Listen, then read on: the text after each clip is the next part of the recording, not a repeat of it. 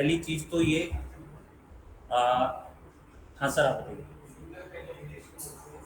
Single page application, चलो ठीक है, मैं थोड़ा सा करेक्ट कर लेता हूँ। रिएक्ट जेएस ना फ्रेमवर्क नहीं है, पहली चीज। ये एक जावास्क्रिप्ट की लाइब्रेरी है और ये बनाई गई है, इसकी पेरेंट कंपनी क्या है या इसको डेवलप किया है वो फेसबुक ने किया है। ये ज़्यादा पॉपुलर क्यों है, ये ज़्यादा पॉपुलर है वो आपको अभी एक छोटी सी पीपीटी बनाई है। पहले अपन पीपीटी देख लेते हैं, उसको कंप्लीट कर लेते हैं, उसके बाद एक प्रैक्टिकल करेंगे बेसिक। उसमें बेसिक्स प्रैक्टिकल में हम क्या क्या मैं आपको बता देता हूँ अभी। सबसे पहले हम एक रिएक्ट का सेटअप करेंगे, राउटिंग सेट करेंगे, टेम्पलेटिंग सेट करेंगे, यूज इफेक्ट का यूज स्टेट का यूज करेंगे और एक बेसिक एपीआई कॉल करेंगे गेट एपीआई। ठीक है, उसके बाद कुछ क्वेरीज होगी तो अपन उस क्वेरी का सॉल्यूशन कर लेंगे। ठीक है, तो what is react JS? React JS is a free and open source front end JavaScript library for building user interface based on UI component. It's created by Facebook. ठीक है, तो React.js फ्रेमवर्क नहीं है। How to use? React.js is an open source JavaScript library that is used for building user interface specifically for single page application. अच्छा, कोई बताएगा single page application क्या होती है?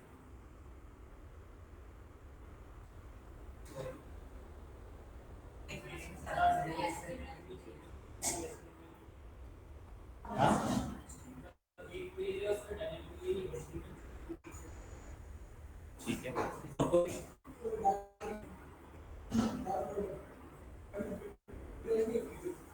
विदाउट लोडिंग वो तो हम सिंपल जावास्क्रिप्ट में एजेक्स के थ्रू भी कर लेते हैं वो काम।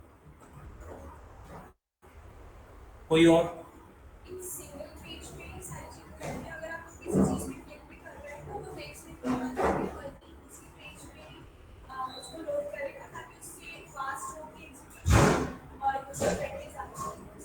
ठीक है, सिंगल पेज एप्लीकेशन में हमारे पास सिर्फ इंडेक्स डॉट एचटीएमएल का एक सिंगल पेज होता है, सिर्फ हम उसी पेज को हिट करते हैं। जब भी हम रिएक्ट जेएस की कोई बिल्ड बनाएंगे तो वो बिल्ड बना के आप जब उस बिल्ड फोल्डर को देखोगे तो वहां पे ना एक सिंगल फाइल होगी, बाकी जो होगी वो उसकी कंपाइल्ड वर्जन फाइल होती है और हम उस फाइल को सर्वर पे डिप्लॉय करते हैं तो सिर्फ इंडेक्स डॉट एचटीएमएल फाइल को ही वो हिट करता है। ठीक है, और बाकी जो होते हैं हम हमारे कंपोनेंट्स को वहां पे रेंडर री रेंडर करवाते हैं, इसलिए ये सिंगल पेज एप्लीकेशन है। इसमें basically mobile app, web app और डेस्कटॉप ऐप, ये तीनों एप्लीकेशन रिएक्ट जेएस के थ्रू बनती है। अब रिएक्ट जेएस के एनवायरनमेंट को सेटअप करने के लिए हम क्या कमांड चलाएंगे?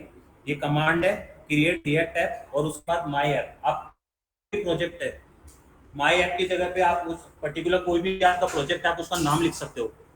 ठीक है, उसके बाद हम रन करेंगे तो रिएक्ट जेएस की डिपेंडेंसीज इंस्टॉल हो जाएगी हमारी मशीन पे और फिर उसके बाद हम उस फोल्डर में जाके npm स्टार्ट कमांड चलाएंगे तो हमारी जो एप्लीकेशन है स्टार्ट हो जाएगी। ठीक है, क्रिएट कंपोनेंट्स। तो रिएक्ट जेएस में दो टाइप के कंपोनेंट्स होते हैं। पहला कंपोनेंट होता है क्लास बेस्ड कंपोनेंट, दूसरा होता है फंक्शनल बेस्ड कंपोनेंट। अब कोई बताएगा क्लास कंपोनेंट और फंक्शनल कंपोनेंट में क्या डिफरेंस है?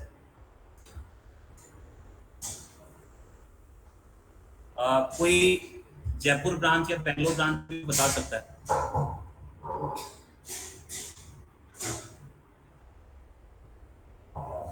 Anyone?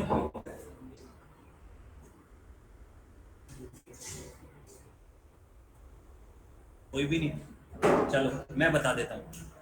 Class based component depend, जैसे हमने बताया क्लास बेस्ड यानी कि इसमें क्लासेज होती है और इसमें कंस्ट्रक्टर होता है, इसका एक लाइफ साइकिल मेथड होता है। कोई भी कंपोनेंट बनेगा उस कंपोनेंट में हम कोई डेटा को प्रोसेस करेंगे, वो प्रोसेस किस मेथड के थ्रू कॉल होगा, पूरा एक लाइफ साइकिल होता है। ठीक है, और एक होता है फंक्शनल कंपोनेंट। फंक्शनल कंपोनेंट में हुक्स होते हैं। क्लास कंपोनेंट में लाइफ साइकिल होती है पूरे मेथड्स की, लेकिन फंक्शनल कंपोनेंट में सिर्फ हुक्स होंगे, उन हुक्स से हम हमारी एप्लीकेशन बना सकते हैं।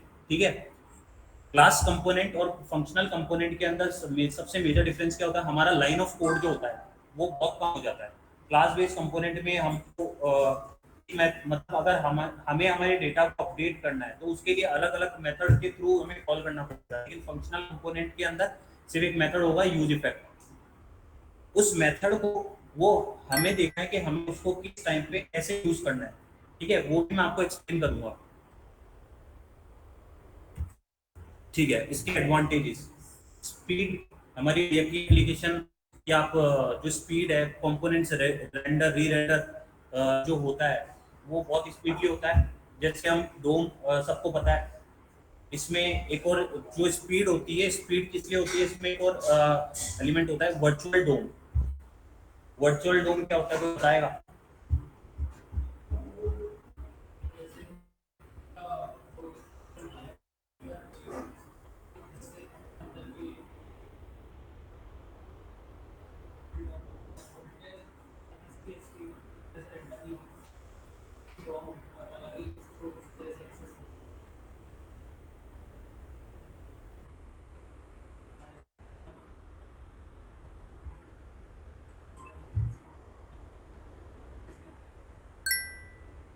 ठीक है, वर्चुअल डोम बेसिकली होता क्या है कि जैसे हम हमारे एलिमेंट जो भी हम एचटीएमएल में रेंडर करते हैं, तो हमारे पास एक डोम ऑब्जेक्ट होता है जिसमें हमको पता है कि हम पी टैग है, इसमें हमको आईडी करनी है, आईडी के अंदर हमको डेटा को पुश करना है, पेंड करना है। बट वर्चुअल डोम क्या होता है, हम हमें हमारे पास पूरी एचटीएमएल का ऑलरेडी एक ऑब्जेक्ट होता है, हम उस ऑब्जेक्ट को रेंडर करने से पहले हम उसमें डेटा को पुश कर देते हैं, तो वो हमारी एप्लीकेशन को फास्ट कर देता है।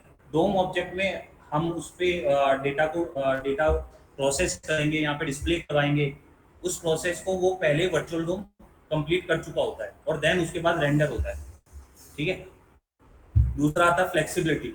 फ्लेक्सिबिलिटी, हम हमारे एप्लीकेशन को कंपोनेंट को हम किसी भी टाइप से कहीं पे भी यूज कर सकते हैं। रिएक्ट जेएस आप किसी भी एप्लीकेशन में कोई भी प्रोग्रामिंग लैंग्वेज हो, आप पीएचपी ले लो या आप लाइक कोई दूसरी लैंग्वेज में आप यूज कर सकते हो। ठीक है, कुछ नहीं करना, सिर्फ एक रिएक्ट जेएस की एक लाइब्रेरी इंपोर्ट करनी है और उसके बाद हम उस मेथड जावा रिएक्ट जेएस के कुछ मेथड्स होते हैं उसको हम यूज कर सकते हैं। ये हमें इतनी फ्लेक्सिबिलिटी देता है। तीसरा होता है परफॉर्मेंस। आप रिएक्ट जेएस पे जो हमारी एप्लीकेशन बनी होती है उसकी परफॉर्मेंस को आप कंपेयर करो किसी और मतलब फ्रेमवर्क की परफॉर्मेंस से, तो आपको ना डिफरेंस वहीं पता पड़ जाएगा। इसकी परफॉर्मेंस बहुत फास्ट होती है क्योंकि इस वर्चुअल डोम में हमारा जो हम रेंडर हो, जो चीज़ें ऑलरेडी हम डोम ऑब्जेक्ट में रेंडर करते हैं उससे पहले वो वर्चुअल डोम में रेंडर हो चुकी होती, वर्चुअल डोम में अपडेट हो चुकी होती है, तो उसकी परफॉर्मेंस भी फास्ट होती है। रीयूजेबल कंपोनेंट, एक कंपोनेंट को हम अलग अलग जगह पे रीयूज कर सकते हैं। कंपोनेंट बनाया, डेटा डायनामिक किया, मुझे एक पर्टिकुलर होम पेज पे कंपोनेंट डिस्प्ले करवाना है, उस डेटा को मैं एज एन प्रॉप्स पास करूंगा और सेम कंपोनेंट को मुझे दूसरे पेज पे पास करना है, तो उस कंपोनेंट में डेटा की जगह मैं दूसरा डेटा पास कर दूंगा, तो उसको हम यूज भी कर सकते हैं। फिर आता है build, it's help to build rich user interface. Rich user interface, हम इसमें बहुत सारी बूट स्टैक हो गया, एंड जेएस हो गया, कैंडो यूआई हो गया, बहुत सारी यूआई है, हम इसको यूज कर सकते हैं। उसके बाद it's allow writing custom components. Custom components हम बना सकते हैं इसमें हमारे अकॉर्डिंग। मुझे पर्टिकुलर पूरे होम पेज में केवल हेडर का कुछ कस्टम कंपोनेंट बनाना है, या मुझे कुछ लॉजिकल कंपोनेंट बना के मुझे किसी पर्टिकुलर एक जगह पे कॉल करवाना है, मल्टीपल जगह पे कॉल करवाना है, तो हम कस्टमाइज कर सकते हैं उस कंपोनेंट को। ठीक है, अब बात आती है हु यूज रिएक्ट जेएस। जैसा कि मैंने पहले बताया था, फेसबुक इसकी पेरेंट कंपनी है, फेसबुक ने इसे डेवलप किया है, तो ऑब्वियस बात है फेसबुक तो उसको यूज करेगा ही। इंस्टाग्राम, खान अकेडमी, असाना जो प्रोजेक्ट मैनेजमेंट टूल होता है वो यूज करता है इसको। नेटफ्लिक्स, मूवीज देखते हैं हम नेटफ्लिक्स पे, और रेडिट, एयरबीएनबी। ठीक है, ये ये कुछ ये बड़े प्रोडक्ट है जो कि इस रिएक्ट जेएस को यूज करते हैं। इसके अलावा एन नंबर ऑफ एप्लीकेशंस है जिसमें रिएक्ट जेएस यूज में आ रही है। ठीक है, ओके, तो सबसे पहले अपन एक काम करते हैं, रिएक्ट जेएस का एक बेसिक सेटअप कर लेते हैं, फिर उसके बाद उसके फोल्डर स्ट्रक्चर को समझेंगे कि रिएक्ट जेएस में कई सारी फाइल्स है जो हमें पता ही है कि होती है फोल्डर में, लेकिन काम क्या कर रही है। ठीक है, अपन सोचते हैं यहाँ पढ़ी है, ठीक है, अपने काम नहीं आ रही है, तो उसको ध्यान में क्या देना। तो उसके लिए एक एप्लीकेशन बना लेते अपन, npx।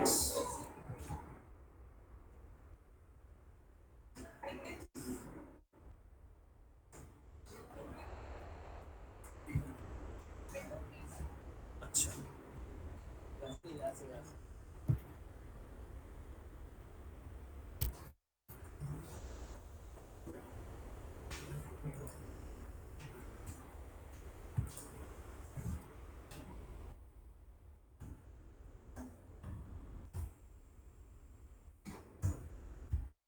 ठीक है, मैंने कमांड चलाई npx create react app, first react app. अच्छा, पहले बेस में आपको बता देता हूँ, जेएस इंस्टॉल करने से पहले हमारे सिस्टम में नोड जेएस होना कंपलसरी है। विदाउट नोड जेएस हम इसको इंस्टॉल नहीं करते, ठीक है।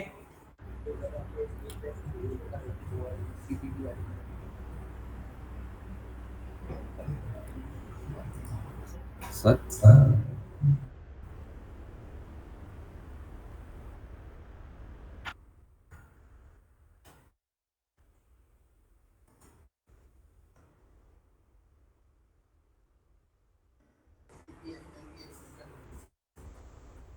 npm yarn और npm, अच्छा हाँ ठीक है।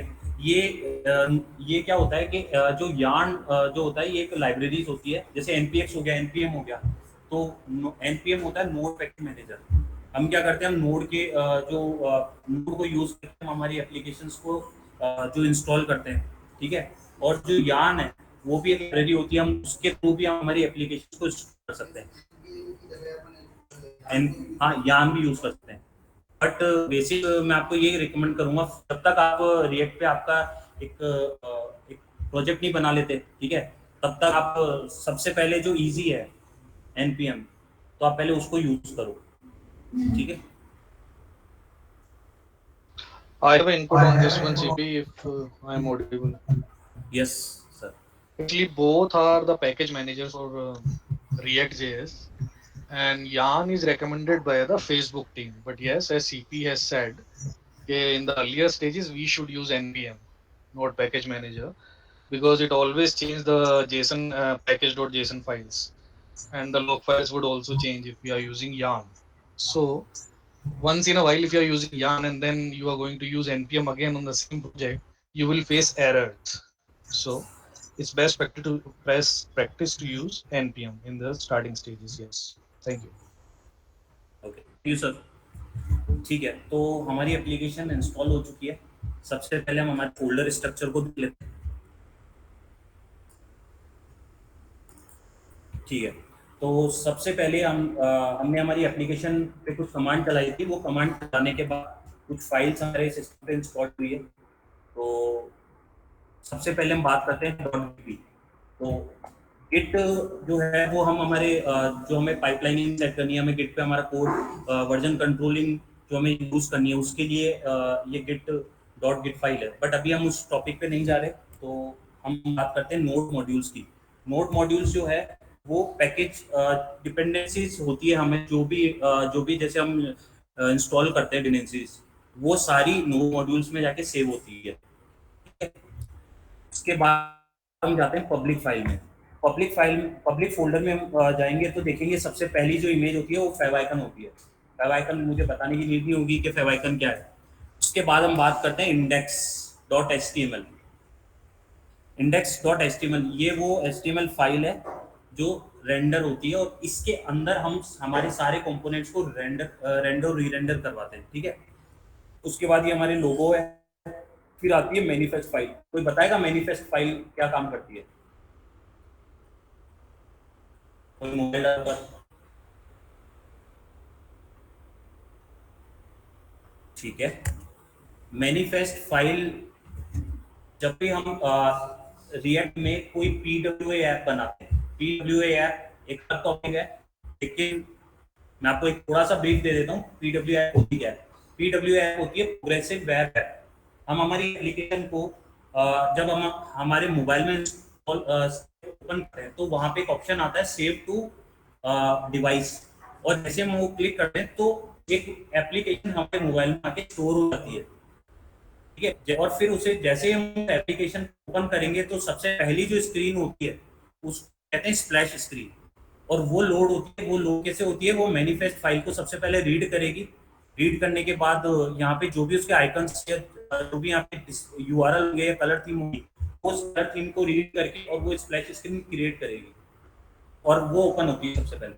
तो ये मैनिफेस्ट फाइल वो काम करती है, ठीक है। उसके बाद रोबोट.txt फाइल, मुझे भी एप्लीकेशन को गूगल पे इंडेक्स नहीं करवाना है तो मैं यहाँ पे अपनी जो हमारी एप्लीकेशन फोल्डर है मैं उसको डिसअलाउ कर दूंगा, कहीं डिप्लॉय कर तो डिसअलाउ करूंगा तो वो इंडेक्स नहीं करेगा गूगल उसको, ठीक है। ये एक अलग टॉपिक है, लेकिन हाँ हम इंस्टॉल कर रहे हैं कौन सी फाइल क्या काम कर रही है ये पता होना चाहिए, इसलिए मैंने आपको ये थोड़ी सी ब्रीफ इंफॉर्मेशन दी है। उसके बाद हम बात करते हैं एसआरसी फोल्डर की। इस फोल्डर में हम देखेंगे यहाँ पे app.css फाइल है, app.js फाइल है, टेस्ट फाइल, इंडेक्स फाइल है, और एक आती है रिपोर्ट वेब विटल्स, ठीक है।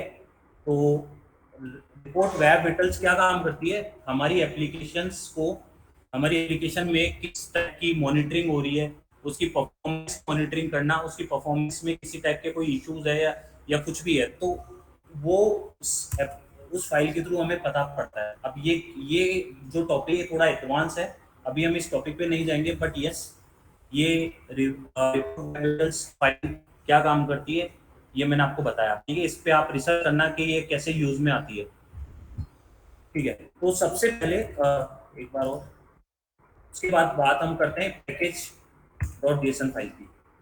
तो भी डिपेंडेंसी हम इंस्टॉल करेंगे तो पैकेज.json में जाके उसकी एंट्री हो जाती है। मैंने अभी तक सिर्फ एक कमांड चलाई थी npx create react app, और उसके बाद ये सारी डिपेंडेंसीज उसने इंस्टॉल करके दे दिया हमें।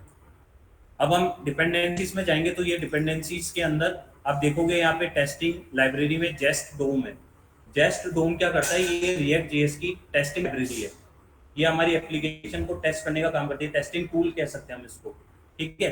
वैसे इसकी हमारा जो रिएक्ट वर्जन है वो है 18.2, रिएक्ट डोम 18.2.0, और ये डिपेंडेंसीज है। इसके बाद हम बात करते हैं स्क्रिप्ट्स की।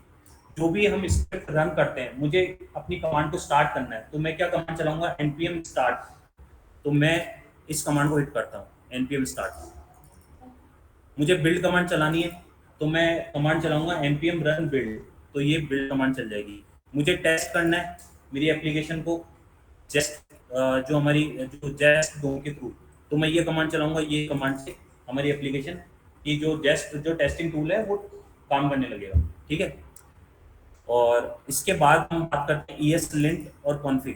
ये क्या करता है, ये भी एक तरीके की टेस्टिंग लाइब्रेरी होती है। लिंटर कहते हैं हम इसको। कुछ ऐसे टूल्स होते हैं या कुछ ऐसे मेथड्स हैं हमने हमारी एप्लीकेशन में इंस्टॉल कर लिए, हम उसको यूज ही नहीं करते, तो जब भी हम उस कमांड को रन करेंगे तो वो कमांड इसकी कमांड होती है, वो कमांड रन करेंगे तो वो एरर थ्रो करने लग जाएगा लिंट की कि ये कि आपने ये मेथड यूज किया, ये मेथड है ये आपने डिफाइन कर रखा है बट हमने यूज ही नहीं किया, इसको हटाओ। इसके बिना हम उस एप्लीकेशन को बिल्ड नहीं कर सकते, बिल्ड ही नहीं करने देगा वो, ठीक है। बट हम इसको हमने सेटअप नहीं किया इसमें, लेकिन रिएक्ट हमें ऑप्शन देता है कि आप उसको भी सेटअप कर सकते हो, ठीक है। ये हो गई हमारी पैकेज जेसन। उसके बाद हम बात करते हैं log.json। ये फाइल क्या करती है, हमारी जो भी जेसन में हमने जो भी एप्लीकेशन इंस्टॉल करी है तो ये उसकी यहाँ पे उसकी हिस्ट्री क्रिएट करता है। हमने सबसे पहले क्या कमांड कौन जो भी इंस्टॉल किया उसकी हिस्ट्री को मेंटेन करता है। ये कंप्लीट कर दो, लेकिन गलती से पैकेज.json डिलीट मत कर देना, क्योंकि ये फाइल ना हमारी प्रोजेक्ट का एक कोर पार्ट है। आप अगर इसको डिलीट मार दोगे आप बिल्ड कमांड नहीं चला पाओगे, रन कमांड नहीं चला पाओगे, खत्म एप्लीकेशन, ठीक है। अब एक बार के लिए इसको मैं स्टार्ट कर लेता हूँ।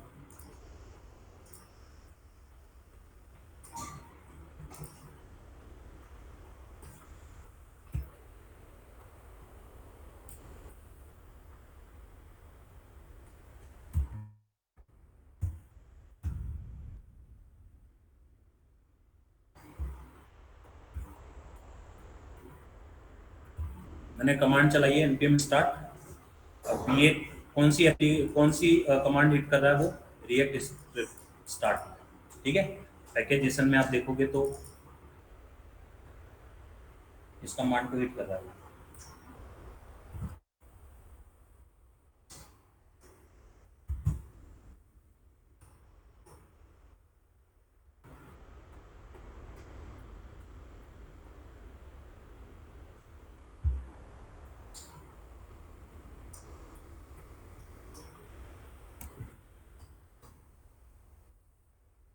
ठीक है, ये हमारी एप्लीकेशन लोड हो गई है। ओके, अब ये लोड हुई है, ये कहाँ पे हुई है, सबसे पहले हम इसको देख लेते हैं। सबसे पहले हम हमारी नोटबुक ओपन करते हैं तो एक सबसे पहला पेज होता है इंडेक्स पेज। तो एसआरसी फोल्डर में भी सबसे पहले एक पेज होता है index.js पेज। इस पेज में सबसे पहले हम देखेंगे तो ये एक ऐप कंपोनेंट है जो यहाँ पे इंपोर्ट हो रहा है लाइन नंबर 4 पे। ये कंपोनेंट कॉल हुआ, ये इसे हम मास्टर कंपोनेंट भी कह सकते हैं। इस कंपोनेंट के अंदर हम डिफरेंट डिफरेंट कंपोनेंट को कॉल करेंगे। बट ये एचटीएमएल पे आया कैसे? एचटीएमएल पे ऐसे आया कि public.html में हम index.html फाइल को कॉल करेंगे तो यहाँ पे आप देखोगे रूट आईडी करके हमने एक डिव बना रखा है, और इस फाइल पे जाएंगे हम app.js पे। सॉरी, ठीक है, तो document.get element आईडी से हमने रूट को लिया और इसको हमने रेंडर कर दिया। अब इसके बाद हम बात करते हैं react.strict मोड की। स्ट्रिक्ट मोड क्या करता है, हम ये एक नॉन विजिबल कंपोनेंट है, नॉन विजिबल टैग कह लो। इस टैग में हमारी एप्लीकेशन को कुछ भी रन करेंगे प्रोडक्शन पे जाने से पहले तक किसी भी टाइप की कोई भी एरर थ्रो होगी वो एरर थ्रो कर देगा। ठीक है, स्ट्रिक्ट मोड। लेकिन जैसे हमारी एप्लीकेशन प्रोडक्शन पे चली गई उसके बाद ये टैग हो या ना हो, किसी भी तरह का कोई भी एरर थ्रो नहीं करेगा, कोई भी हमारी वार्निंग्स नहीं बताएगा कि कोई वार्निंग है। ठीक है, तो रिएक्ट डॉट स्ट्रिक्ट मोड है यहाँ, हम चाहे तो उसको हटा भी सकते हैं, एप्लीकेशन पे कहीं कोई फर्क नहीं पड़ेगा। अब बात करते हैं app.js फाइल की। अच्छा, कोई बताएगा js और .jsx फाइल क्या होती है? किसी ने, मतलब .js फाइल हमने रिएक्ट पे काम कर रहे हैं, कई लोग यहाँ पे काम भी कर रहे हैं, तो एक फाइल होती है js.js और एक फाइल होती है .jsx। बताओ।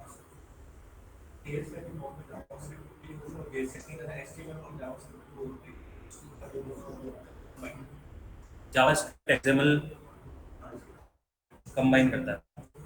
ठीक है, और ये बेसिक जेएस फाइल है। अगर हम यहाँ से इसकी चेंज कर देंगे, आप है ना, इसका जो आइकन है पहले इस आइकन पे फोकस करना।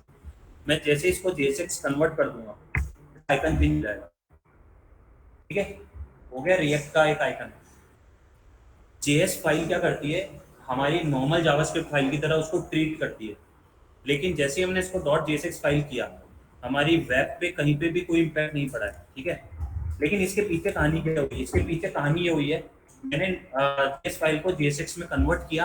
कन्वर्ट करने के बाद जैसे नॉर्मल जावास्क्रिप्ट में जो क्रॉस साइट स्क्रिप्टिंग होती है, जैसे होता है ना कि बहुत सारी साइट्स पे हमने स्क्रिप्ट रन कर दी और वो साइट हैक हो गई, तो जावास्क्रिप्ट उस फाइल को क्या, जावास्क्रिप्ट से वो हम क्रॉस साइट स्क्रिप्टिंग जो होती है वो रन हो जाती है। बट जैसे ही हमने हमारी साइट को फाइल को .jsx किया तो क्रॉस साइट स्क्रिप्टिंग जो रन होती है वो हमारी एप्लीकेशन पे रन नहीं होगी।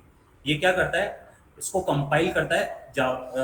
हमने JSX फाइल बनाई, उसके बाद हम इसे बिल्ड करेंगे या फिर बिल्ड करके इसे डिप्लॉय करेंगे, तो सबसे पहले ये क्या करेगा, JSX कंपाइल करके जावास्क्रिप्ट फाइल में लेके जाएगा। जावास्क्रिप्ट फाइल को हम उसको जो कंपाइल वर्जन में कन्वर्ट करेगा और फिर हम उसको डिप्लॉय करेंगे। ठीक है, और नॉर्मल जावास्क्रिप्ट में क्या होता है कि हमने ठीक है डायरेक्ट कंपाइल कर दिया और उसको डिप्लॉय कर दिया।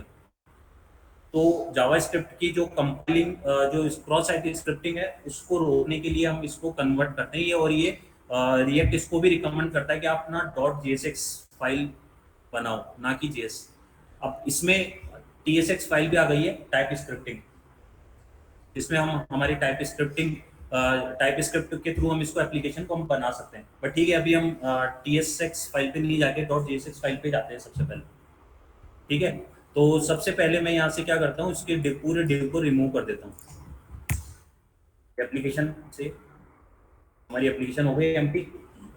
ठीक है, उसके बाद मुझे क्या करना है कि कुछ कंपोनेंट बना, सबसे पहले मैं कुछ एक कंपोनेंट बना लेता हूँ। Home component, about us component बना लेता हूँ फिलहाल।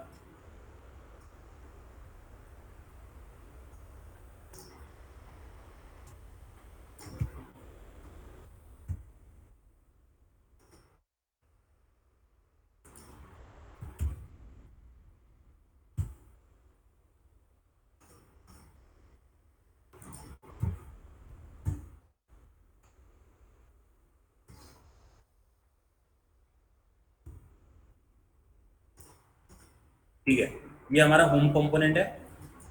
इसको मैं सबसे पहले इंपोर्ट कर लेता हूँ इसमें रिएक्ट।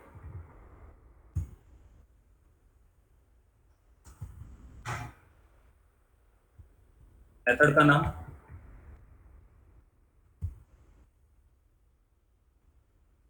मेथड बनाया तो रिटर्न मेथड को रिटर्न कॉल किया, और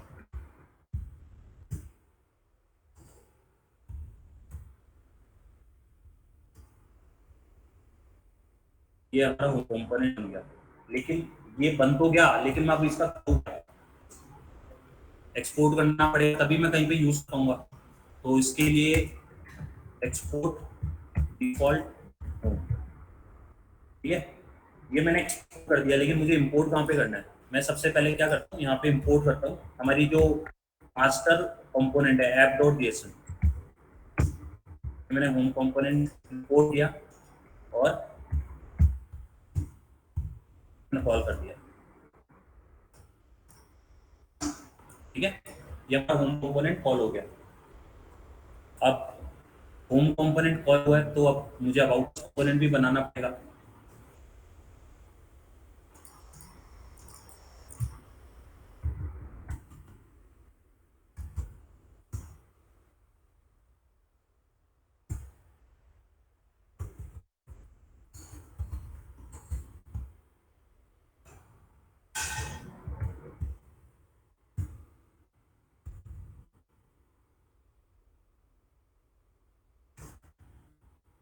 मैंने टैग होता है, ये एक का एक टैग होता है। यदि मुझे div कॉल करना है तो मैं div बनाऊंगा और इस एप्लीकेशन में लिख दूंगा दिस इज अबाउट अस,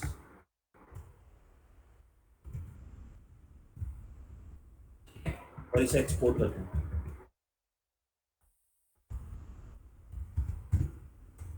और इस अबाउट अस को मैं कॉल कर रहा हूँ वापस होम पे।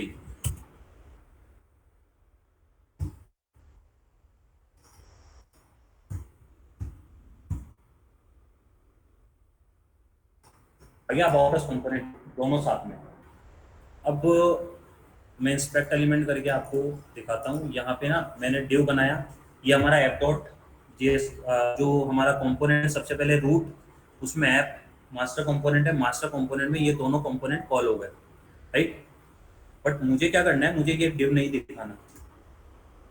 तो मैं एक काम करूँ, अबाउट अस कंपोनेंट में जाऊँगा और इसकी जगह पे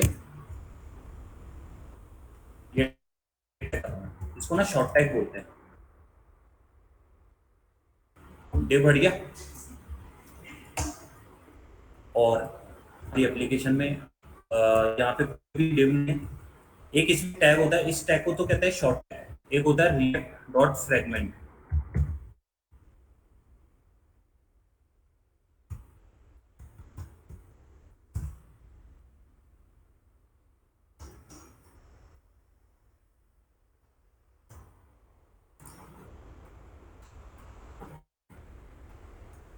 ठीक है, इसमें कोई भी tag नहीं है हमारे अबाउट कंपोनेंट में।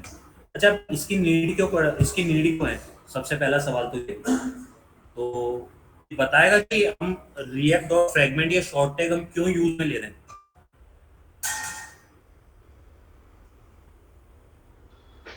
क्योंकि ये JSX है और इसको एक पेरेंट टैग चाहिए होता है। बाकी जितने भी हम टैग्स या जितनी भी फंक्शनैलिटीज के अंदर डालें, मोस्टली हम HTML रेंडरिंग ही करा रहे होते हैं रिटर्न में, हाँ, तो एक पेरेंट टैग इसको चाहिए होता है, और हम div नहीं रखना चाहते हैं इसलिए फ्रेगमेंट रख लेते हैं।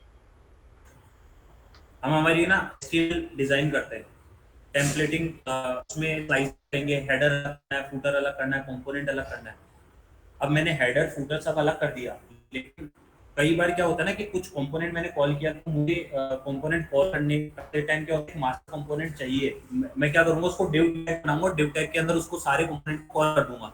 हेडर फूटर अलग हो गया, लेकिन बीच का जो कंपोनेंट, जो बीच का जो कंटेनर है, तो कंटेनर के लिए अब अलग अलग कंपोनेंट्स हुए, तो मुझे उसको बाइंड करने के लिए मैं एक मास्टर कंपोनेंट या एक मिडिल को बनाऊंगा, जिसको रिएक्ट डॉट फ्रेगमेंट या फिर शॉर्ट टैग लगा दूंगा। तो वो डिव में नहीं दिखे, हम एचटीएमएल में देखेंगे, वहां पे वो टैग नहीं दिखेगा। ठीक है, उससे क्या होता है, हमारी एचटीएमएल का जो टेम्पलेट हम सेट करते हैं वो बिगड़ता नहीं है। होता है ना, कई लोग सीएसएस, हम क्या करते हैं, सीएसएस की पेरेंट क्लास पकड़ के और उसके अकॉर्डिंग उसकी चाइल्ड क्लास में सीएसएस लिख देते हैं। लेकिन फिर होता क्या है कि हमने डिव लगा दिया, डिव लगाते ही सीएसएस बिगड़ गई। तो उसके लिए हम क्या करेंगे, रिएक्ट डॉट फ्रेगमेंट यूज करेंगे, हमारी टेम्पलेट वैसी की वैसी रहेगी और कहीं हमारी सीएसएस पे कहीं कोई इम्पैक्ट नहीं आएगा। ठीक है, तो ये हो गए हमारे दो कंपोनेंट, बट मुझे दोनों अलग पेज पे चाहिए, मुझे होम पेज पे चाहिए नहीं। ठीक है, उसके लिए हम सबसे पहले क्या यूज करेंगे, react router dome.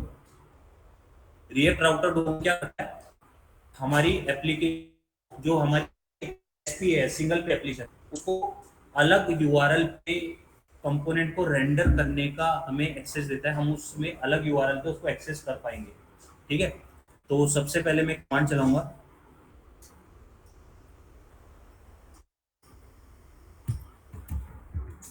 npm i react router dome.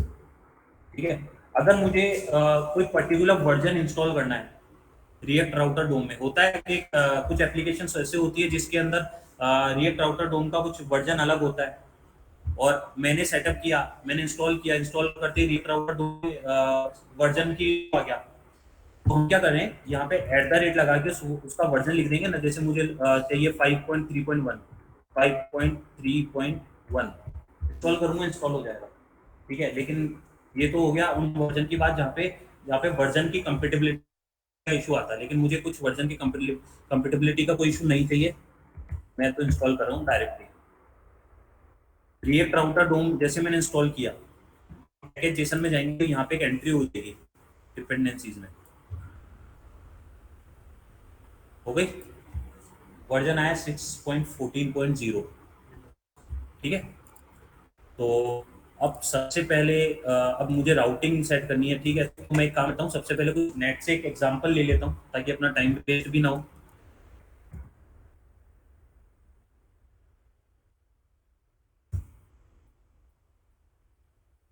W3 school से। ठीक है, तो मैंने क्या किया, यहाँ पे एक सिंपल सा रिएक्ट राउटर डोम इंस्टॉल किया, तो यहाँ से इम्पोर्ट रिएक्ट राउटर डोम को इम्पोर्ट किया। इम्पोर्ट कहाँ पे करूंगा मैं, app.jsx फाइल पे इम्पोर्ट किया। अब इम्पोर्ट करने के बाद ये ये मैंने राउटिंग, यहाँ पे राउटिंग सेट कर दी। ठीक है, और मुझे होम पेज, ये हमारा होम कंपोनेंट बना हुआ है, अबाउट कंपोनेंट बना हुआ है, तो मैं होम और अबाउट कर दूंगा, बाकी दो कंपोनेंट नहीं बने हुए, इनको मैं हटा रहा हूँ। ठीक है, अब बात करते हैं लेआउट की। लेआउट क्या होता है, लेआउट, हम मल्टीपल पेजेस पे कोई एप्लीकेशन बना रहे हैं जिसमें हेडर सब अलग अलग हमने डिफाइन किया है, स्लाइसिंग करके रख दी, बट हम क्या करते हैं कि राउटर में अलग अलग कंपोनेंट्स को हमने राउटिंग भले स्लाइसिंग अलग कर दी, बट हम क्या कर रहे हैं, उसको बार बार उसको कॉल कर रहे हैं। ठीक है, तो उसकी वजह से हमारा लाइन ऑफ कोड भी बढ़ गया। तो रिएक्ट में हम उसकी टेम्पलेट लेआउट सेट कर सकते हैं। लेआउट सेट करने के बाद हमें क्या करना है, हेडर फुटर को सिर्फ एक ही जगह रखना है, बाकी बीच का जो कंटेंट है वो रेंडर होगा केवल, बाकी और कहीं कुछ रेंडर नहीं होगा। ठीक है, तो सबसे पहले मैं आपको लेआउट सेट करने के दो तरीके बताऊंगा। तो सिंपल है, मैं एक लेआउट सेट कर रहा हूँ, लेआउट फाइल बनाता हूँ, इंपोर्ट रिएक्ट,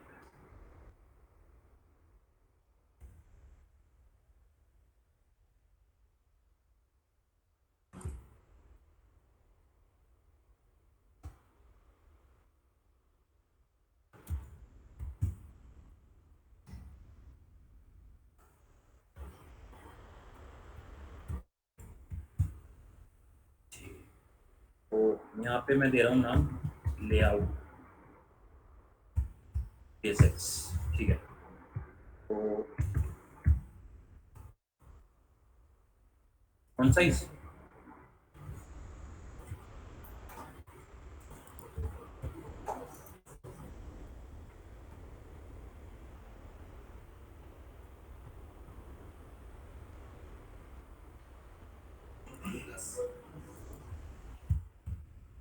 है तो ये एप्लीकेशन,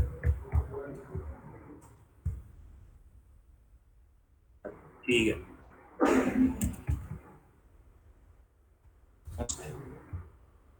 लेआउट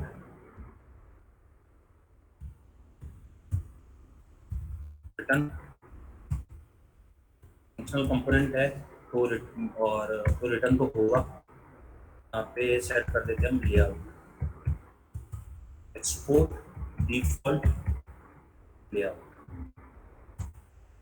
ठीक है। ये हमने इसके लेआउट को कॉल कर दिया, लेआउट बनाया है, कॉल नहीं किया। अब उसके बाद क्या करेंगे, ये हमारा लेआउट में नैव बार सेट करेंगे।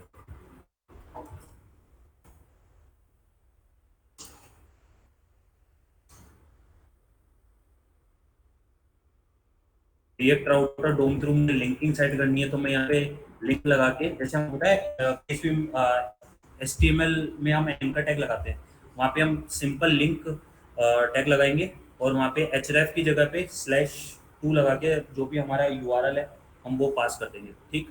तो पहली चीज़ तो ये मेरा होम कंपोनेंट है। दूसरा मैं अबाउट अस कंपोनेंट बनाया, तो मैं अबाउट अस पे कुछ भी नाम दे सकता हूँ यहाँ पे, तो भी मैं नाम दूंगा, उस नाम की राउटिंग सेट हो जाएगी, ठीक है। इसके अलावा मुझे कोई भी राउटिंग नहीं चाहिए।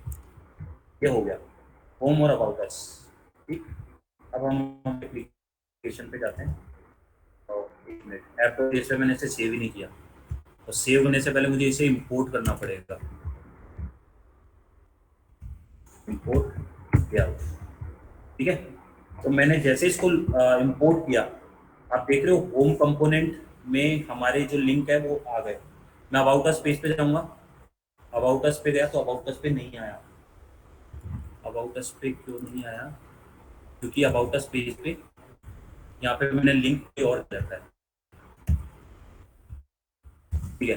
तो अब इस टाइप की जो एरर आई ना, अबाउट अस पे लिंक कहीं और पे, यहाँ पे मैंने कुछ और दे दिया, कहीं पे और दे दिया, तो उसके लिए हम क्या फाइल यूज कर सकते हैं, कॉन्स्टेंट बना सकते हैं हमारी फाइल में। तो कॉन्स्टेंट बना के राउटिंग हम जो भी डिफाइन करें वो हम कॉन्स्टेंट फाइल से करें। कोई भी एप्लीकेशन बनाए रियल में, कॉन्स्टेंट फाइल बना के उसमें ही राउट सेट करें, ठीक है। तो मैंने अबाउट अस पेज बनाया है, एक मिनट, ये मैंने अबाउट बनाया है, तो मैं यहाँ पे अबाउट ही देता हूँ, ठीक है। क्या आ गया होम पेज पे about page, but home page और अबाउट अबाउट जो ये कंपोनेंट कॉल हो रहा है, इसके अंदर होम और अबाउट ये दोनों कॉल हो रहे हैं। तो मैं क्या करूँगा, होम पेज ये होम और अबाउट ये हो रहा है कॉल, इसको हटा दो यहाँ से, अब इसका काम ही नहीं है। अब कॉल कैसे होगा, राउटिंग के थ्रू होगा, ठीक है। ये मैंने होम पे क्लिक किया, होम आ गया, अबाउट पे क्लिक किया, अबाउट आ गया। अब इसकी राउटिंग कैसे काम करती है वो बताता हूँ आपको, लेआउटिंग कैसे काम करती है। ये होता है हमारा ग्रुपिंग। मैंने क्या किया, राउट में ग्रुपिंग सेट कर दी लेआउट की, लेआउट सेट के इसके पीछे जो भी राउट आएगा उसकी ग्रुपिंग हो जाएगी इस लेआउट से। इस लेआउट में हम हेडर फुटर जो भी हम लगाएंगे वो लग जाएगा। अब एक बार लेआउट कंपोनेंट में चलते हैं, वहाँ चेक करते हैं कि हमने क्या क्या बनाया है। यहाँ पे हमने एक नैव बार बनाया है, आउटलेट बनाया है। आउटलेट क्या है, ये वो कंपोनेंट है जो हम कॉल करवा रहे हैं उसमें। आउटलेट एक तरीके से स्टोर की तरह हम बात करते हैं कि ये एक स्टोर है, ठीक है। हमने हमारे स्टोर पे अब कंपोनेंट को कॉल अबाउट हो, तो अबाउट आया, यहाँ पे आके सीधा आउटलेट में जाके आउटलेट जो है वहाँ से डिस्प्ले हो जाएगा। अगर मैं आउटलेट को हटा दूंगा यहाँ से, हमारी एप्लीकेशन हमारे कोई भी कंपोनेंट के अंदर जो भी कंपोनेंट कॉल हो रहा है उसके बीच में क्या टेक्स्ट लिखा हुआ है, कोई भी कंपोनेंट कॉल नहीं होगा। आउटलेट लगा दिया, ठीक है। अब यहाँ पे नीचे हम दे देते हैं फूटर टैग,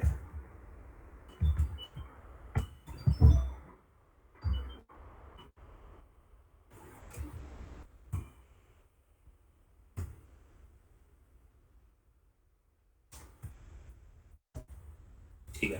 तो ये आ गया हमारा फूटर टैग, ठीक है। तो ये हमारे होम में भी है और हमारे अबाउट अस पेज पे भी है। देखोगे कॉल क्या हो रहा है, सिर्फ बीच का कंटेंट हो रहा है, बाकी हमारी एचटीएमएल रन नहीं हो रही है। ठीक है, ये हो गया हमारा पहला मेथड आउटलेट के थ्रू। लेकिन मुझे आउटलेट में नहीं जाना, मुझे मुझे क्या करना है, App.js में नहीं सेट करना है यहाँ पे यहाँ से लेआउट। मुझे तो क्या करना है, अलग से जाके अलग अलग फाइल में। ऐसा होता है हमने लॉगिन कर लिया हमारी एप्लीकेशन में, तो एक लेआउट अलग होगा, दूसरा लेआउट अलग होगा। यूजर पैनल होता है, यूजर पैनल पे क्लिक करेंगे तो साइड बार आ जाएगी, टॉप बार आ जाएगी। जैसे हम लॉगिन है, लेकिन लॉगिन होने के बाद हम दूसरे लेआउट पे जाएंगे तो वहाँ पे साइड बार नहीं होती, टॉप बार होती है और बीच का कंटेंट होता है। मुझे वैसा लेआउट सेट करना है, तो मैं क्या करूँगा, यहाँ से मैं यहाँ से क्या करूँगा, यहाँ से राउटिंग हटा दूंगा, केवल ग्रुपिंग की। ये मैंने यहाँ से लेआउट हटा दिया, वापस से हट गया। अब मैं क्या करूँगा, कंपोनेंट में जाके और कंपोनेंट को बाइंड कर दूंगा, इंपोर्ट करूँगा लेआउट, और इस लेआउट में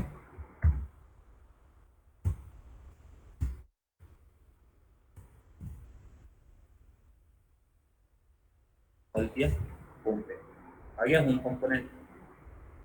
अबाउट अस पे जाएंगे तो अबाउट अस पे नहीं आया।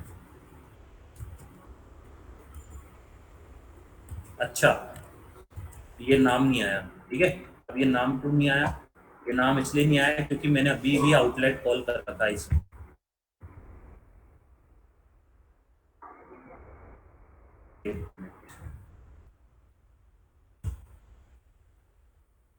अच्छा हाँ, आउटलेट हटा दूंगा तो टेम्पलेट आएगी कैसे, टेम्पलेट उसको क्या पता कि अंदर क्या कंपोनेंट कॉल करना है। तो मैं लेआउट पे जाऊंगा, यहाँ पे जाके दो तरीके होते हैं करवाने के। पहला तो होता है प्रॉप्स के थ्रू, प्रॉप्स को कंसोल करेंगे, जो भी हम वहां से पास कर रहे हैं एज एन प्रॉप्स हमें मिलेगा। अब देख रहे हैं यहाँ पे चाइल्ड के अंदर हमारा पूरा का पूरा डोम ऑब्जेक्ट मिल रहा है हमें, ठीक है।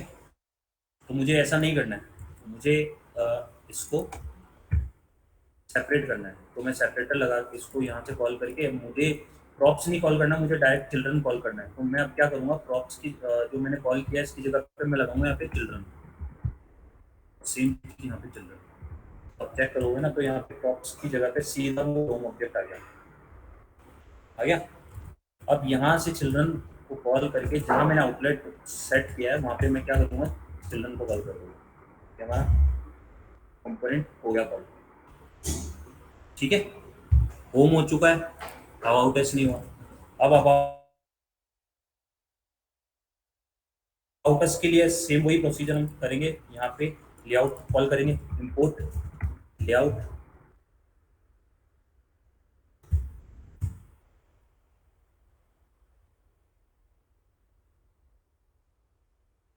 ये मैंने कॉल किया, होम पे भी आ गया, अबाउट अस पे भी आ गया। तो ये हो गई हमारी लेआउटिंग सेट, ठीक है। अब इसकी यूआई जो है वो आप सेट कर लेना अपने अकॉर्डिंग, लेकिन एक बेसिक जो कंसेप्ट होता है लेआउट सेट करने का वो मैंने आपको बता दिया, ठीक है। अब बात करेंगे हम स्टेट की, और जो हम हुक्स की बात कर रहे हैं, हुक्स हुक्स क्या होता है बेसिकली। हुक्स जैसे फंक्शनल कंपोनेंट की, जैसे मैंने स्टार्टिंग में बताया था कि class component life cycle method से काम करता है और फंक्शनल कंपोनेंट में हुक्स होते हैं। इसका एक एग्जांपल मैं आपको बताता हूँ। एक इमेज है, ठीक है, इमेज सबको visible है, ठीक है। तो लाइफ साइकिल मेथड क्या है और हुक्स क्या काम कर रहा है, पहले वो समझ लेते हैं। सबसे पहले लाइफ साइकिल मेथड में क्या होता है, जहां हम क्लास कंपोनेंट की बात कर रहे हैं वहां पे पहला मेथड जो कॉल होता है कंपोनेंट डिड माउंट कॉल होता है, ठीक है। कंपोनेंट डिड माउंट क्या काम करता है, जैसे ही हमारा पहला कंपोनेंट कॉल होगा, सबसे पहला कंपोनेंट में जो मेथड कॉल होने वाला वो होने वाला है कंपोनेंट डिड माउंट। इसकी जगह पे फंक्शनल कंपोनेंट में क्या कॉल हो रहा है, यूज इफेक्ट, ठीक है। दूसरा component did update, component did update क्या काम करता है, जैसे मुझे किसी मेथड में, ये मैंने मेथड कॉल किया, इस मेथड में कोई भी स्टेट या कोई भी प्रॉप्स, प्रॉप्स क्या होता है वो भी बताऊंगा मैं। हम एक बात करते हैं कि स्टेट या कोई भी प्रॉप्स जो होता है वो अपडेट होगा तो सबसे तो उसके बाद जो मेथड कॉल होगा वो होगा कंपोनेंट डिड अपडेट। जब भी हमारी कोई स्टेट अपडेट होगी, कोई प्रॉप्स अपडेट होगा, तो ये मेथड हिट करेगा। लेकिन वहीं अगर हम फंक्शनल कंपोनेंट की बात करें तो फंक्शनल कंपोनेंट में क्या कॉल हो रहा है? यूज इफेक्ट, है ना? यूज इफेक्ट कॉल हो रहा है। अब यूज इफेक्ट में क्या हो रहा है यहाँ पे ना, आप सिंटेक्स देखो इसका। यहाँ पे एक ब्लैंक एरे डिफाइन कर रहा था और यहाँ पे कोई भी एरे डिफाइन नहीं है, और यहाँ पे हमने एक डिपेंडेंसी डिफाइन कर दी एरे में। इसका क्या डिफरेंस है ये अभी मैं जब एक बार एग्जांपल करके बताऊंगा तो आपको पता पड़ जाएगा। फिर आता है शुड कंपोनेंट अपडेट, यानी कि कोई री रेंडरिंग होती है। री रेंडरिंग का मतलब है एक कंपोनेंट हमने लोड कर दिया, अब उसके बाद बार बार वो लोड होता है। कई बार ऐसा हमने एक ऑब्जर्व किया होगा कि उसमें इनफाइनाइट लूप में चला जाता है वो, ठीक है? तो वो इनफाइनाइट लूप में जाता है, तो उसको री रेंडरिंग को रोकने के लिए हम क्या करते हैं, मेथड कॉल करते हैं शुड कंपोनेंट अपडेट। ये किस में कॉल करेंगे? क्लास कंपोनेंट में। बट वहीं पे अगर हमें इसको यूज करना है फंक्शनल कंपोनेंट में, तो इसके लिए मेथड है रिएक्ट डॉट मेमो या फिर यूज मेमो। ये हमारे रिएक्ट के हुक्स है, यूज इफेक्ट, यूज मेमो। फिर आता है कंपोनेंट विल अनमाउंट, यानी कि हमारा सारा काम हो गया, हमने हमारा डेटा को प्रोसेस कर लिया, हमने रेंडर कर लिया, मुझे एग्जिट करना है इस कंपोनेंट पे। तो जैसे मैं एग्जिट करूंगा तो उसके बाद मुझे जो कॉल करवाना है वो करवाना है कंपोनेंट विल अनमाउंट। ये कॉल हो जाएगा बाय डिफॉल्ट। लेकिन ये कॉल हुआ, और इसमें कॉल करने के लिए हम क्या करेंगे, यूज इफेक्ट में रिटर्न में हम जो भी कंपोनेंट हमें कॉल करना है, जो भी हम मेमोरी को रिलीज करना है, तो हम क्या करेंगे, यूज इफेक्ट में रिटर्न में हम वो वैल्यू पास कर देंगे, वो रिलीज हो जाएगा मेमोरी से, ठीक है? लेकिन यहाँ पे मेथड कौन सा है? Use effect. अब क्लास और फंक्शनल कंपोनेंट में अब आप ये समझो कि यूज इफेक्ट सबको याद हो गया होगा, लेकिन अगर मैं यहाँ से स्क्रीन को डाउन करके अगर मैं मेथड पूछूंगा शायद सब भूल गए होंगे, होगा? ठीक है? तो इसलिए फंक्शनल कंपोनेंट जो लाइन कोड है उसको कम करता है। हुक्स क्या करते हैं, एक हुक है हमारे पास यूज इफेक्ट, उसको यूज करने का तरीका अलग अलग होता है, लेकिन हुक एक ही है, ठीक है? तो ये इससे आपको थोड़ा बहुत समझ में आया होगा कि क्लास कंपोनेंट और फंक्शन कंपोनेंट में क्या चीज थोड़ी सी डिफरेंट है, और फंक्शन कंपोनेंट को अलग अलग से क्या बनाती है, जिसकी वजह से अधिकतर डेवलपर्स जो होते हैं वो फंक्शन कंपोनेंट को अप्रोच करते हैं। चलो ठीक है, अब अपन बात करते हैं यूज इफेक्ट की। सबसे पहले मैंने होम पेज कॉल किया, होम पेज में मैं यहाँ पे हुक लगाऊंगा यूज इफेक्ट,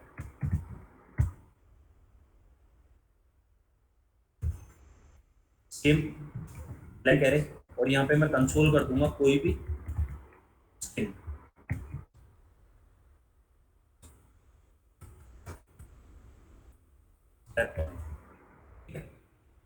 तो अपन चेक करते हैं सबसे पहले कंसोल पे, होम पेज पे गए, कॉल हो गया स्टेप 1। अब यूज इफेक्ट स्टेप 1 कॉल हो गया, मैं फिर करूंगा, फिर स्टेप 1 कॉल हो जाएगा, फिर कॉल करूंगा, फिर कॉल हो जाएगा, ठीक है? जब जब पेज लोड होगा, जब जब कंटेंट रीलोड होगा, कंपोनेंट रीलोड होगा, तो हमारा ये यूज इफेक्ट चल जाएगा। लेकिन अब मुझे यूज इफेक्ट को ऐसे तो नहीं चलाना, मुझे कोई API चाहिए, मैं एपीआई के थ्रू ही तो या डेटा को रेंडर करूंगा, यूज इफेक्ट बताऊंगा, यूज प्रॉप, जो प्रॉप्स का जो प्रॉप्स क्या होता है उसके बारे में बताऊंगा। तो उसके लिए हम एक काम करते हैं, कोई एक बेसिक एपीआई ले लेते हैं, नेट पे फ्री एपीआई मिल जाएगी हमें।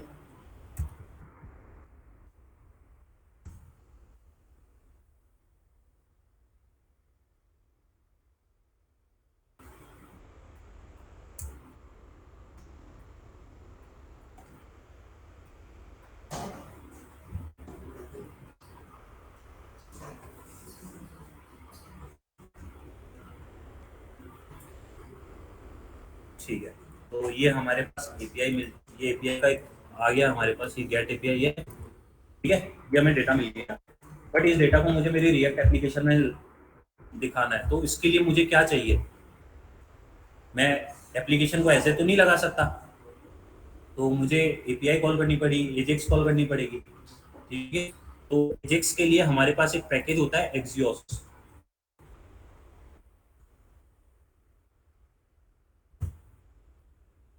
ठीक है?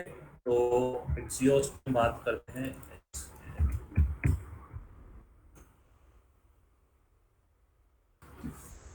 ये कमांड मैंने कॉपी करी, npm इंस्टॉल, और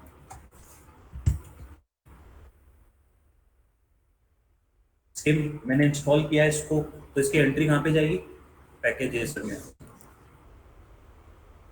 हुई एंट्री। ठीक है, तो होम पेज पे आ गए हम। अब मुझे एक्सियोस कॉल करना है, तो मैं एक्सियोस कॉल करने के लिए पहले मुझे इसे इंपोर्ट करना पड़ेगा।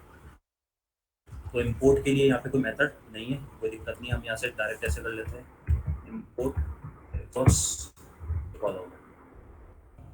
एक्सियोस में मुझे क्या करना है कि एक्सियोस डॉट एपीआई कौन सी थी हमारी, गेट एपीआई, तो गेट एपीआई कॉल करेंगे, और यहाँ पे जो मेरा यूआरएल है उस यूआरएल को मैं यहाँ से कॉपी करूँगा एपीआई का, और यहाँ पेस्ट कर दूँगा।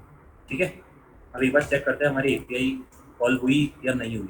नेटवर्क में चलेंगे, ठीक है, पेंडिंग हुई, एंट्री कॉल हो गई, और यहाँ पे डेटा आ गया, गेट एपीआई है। डेटा बहुत ज़्यादा है, इसलिए हमें एक साथ में इतना काफ़ी टाइम लग रहा है लोड करने में। ठीक है, तो मेरे पास एपीआई आ गई, लेकिन मुझे इसके डेटा को इतनी हिट हुई है, मुझे मुझे डेटा नहीं मिला अभी तक। इस डेटा को मुझे गेट करने के लिए क्या लगाना है, डॉट देन।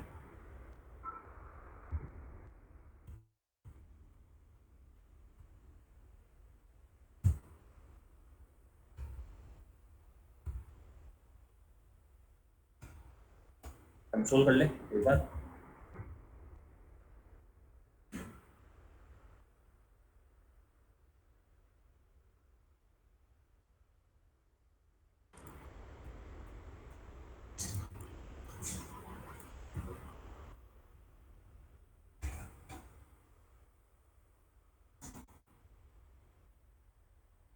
टारगेट, ठीक है, टाइम लग रहा था एपीआई कॉल होने में। तो लाइन नंबर 7 है इंडेक्स पे, लाइन नंबर 7 मतलब ये। अब मुझे ये डेटा कॉल करवाना है हमारे नॉर्मल एचटीएमएल, तो इसके लिए मैं क्या यूज़ करूँगा, सबसे पहले यूज़ करूँगा स्टेट। तो मेथड कॉल करूँगा कॉन्स्ट गेट डेटा डेटा, ये मैंने कॉल किया यूज स्टेट। ठीक है, यूज स्टेट में सबसे पहले मैं ब्लैंक एरे डिफाइन करता हूँ। अब इसमें मैंने 2 पैरामीटर पास किए, तो 2 पैरामीटर, कोई बताएगा ये 2 पैरामीटर क्या है, कोई भी?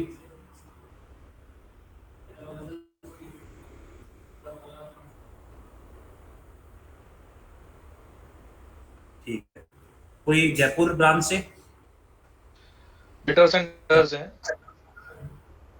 ठीक जो है, जो भी डेटा आप यहाँ पे रखोगे, अगर उसको उसमें कोई वैल्यू आपको इनिशियलाइज करानी है तो सेट डेटा आपको यूज करना है, और गेट डेटा ऑब्वियसली जो भी उसमें सेट हो रहा है उसको गेट करके देगा आपको जहाँ, और ये रिएक्टिव होगा। ठीक है। तो यानी मैंने डेटा आ गया, यहाँ पे डिफाइन भी कर दिया, लेकिन ये सेट करना है इसको। पहला पैरामीटर जो होता है जहाँ पे मुझे डेटा मिलेगा, गेट डेटा, फर्स्ट पैरामीटर हमेशा गेटर होता है और दूसरा सेटर। अब यहाँ पे सेट डेटा है, मुझे डेटा को सेट करना है, तो सेट करने के लिए मैं क्या करूँगा, यहाँ से सेट डेटा को कॉपी करूँगा। यूज इफेक्ट कॉल हुआ है, तो यूज इफेक्ट में सबसे पहले एपीआई कॉल होगी, एपीआई कॉल का रिजल्ट आएगा, रिजल्ट में मुझे डेटा को यहाँ पे पास करना है। अब डेटा मुझे एज इट इज तो पास नहीं करना, जब यहाँ से पूरा डेटा निकाल के मुझे पूरा एपीआई का पूरा ऑब्जेक्ट निकाल के दिया है कि इसका हेडर क्या था, इसमें क्या रेस्पॉन्स आया, क्या, बट मुझे डेटा चाहिए सिंपल। तो डेटा रिजल्ट डॉट डेटा, ठीक है।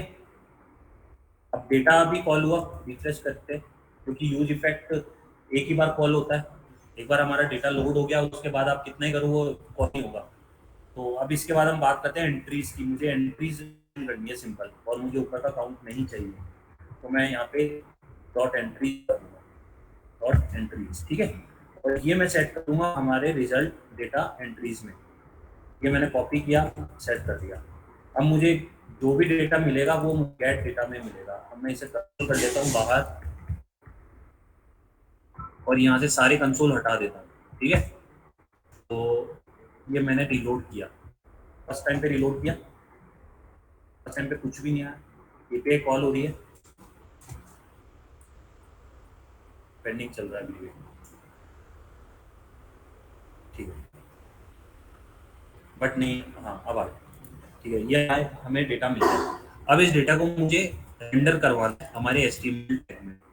तो मैं क्या करूँगा, सबसे पहले यहाँ पे टेबल फॉर्मेट लूँगा, टेबल, और उसको लूप चलाऊंगा। लूप के लिए हम एक मेथड यूज करते हैं डॉट मैप। मैप में हम फर्स्ट पैरामीटर पास करेंगे जिसका ऑब्जेक्ट है वो, और इसकी की। यहाँ से मैं कंसोल कंसोल की जगह में tr pd। अब pd के अंदर मुझे क्या कॉल करवाना है, वेल डॉट। अब इसमें क्या डेटा आया पहले ही चेक कर लेते हैं।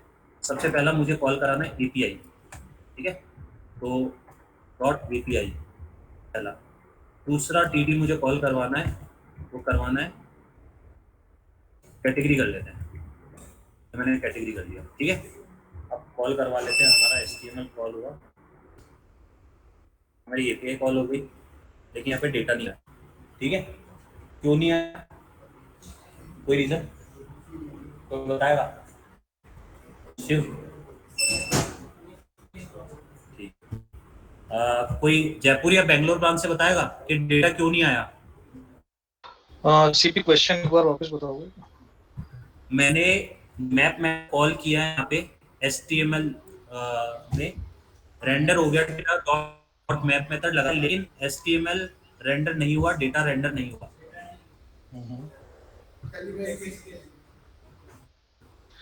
रियल टाइम में अभी स्टेट अपडेट नहीं हुई इसलिए। और कोई? और स्टेट का हमने टाइप क्या रखा हुआ है? स्टेट एरे है। एरे है ना, ठीक। कोई और? अच्छा कोड दिखाऊं, ठीक है। प्रिंस और शिव तुमने ठीक?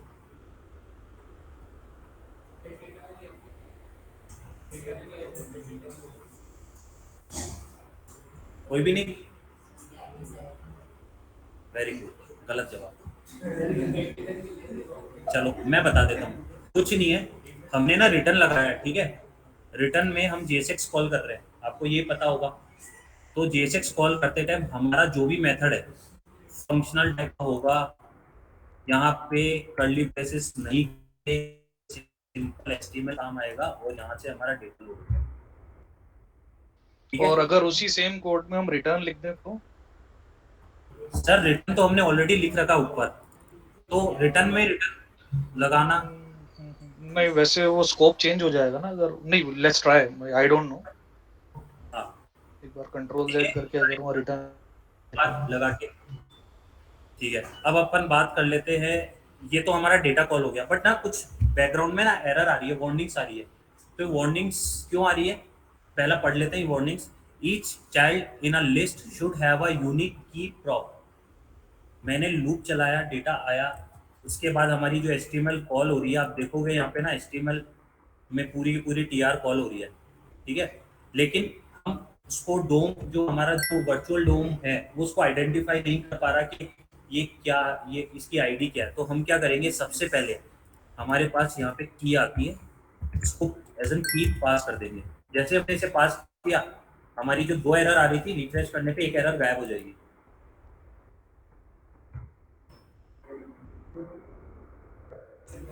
ठीक है, एरर गई। दूसरी एरर आ रही है हमारी टेबल की, हमारा जो वैलिडेट डोम नेस्टिंग, यानी कि जो हमने HTML टेबल कॉल किया है, इसकी नेस्टिंग रिएक्ट को सही नहीं लगी, ठीक है, इसके कंपाइलर को सही नहीं लगी। तो ये बोल रहा है कि भैया अपना टेबल आपने कॉल किया है, तो इसमें T body, T head, T footer कुछ लगाओ। कोई दिक्कत नहीं, अपन ने TR कॉल किया है, तो एक काम करते हैं, यहाँ पे टी बॉडी लगा देते हैं।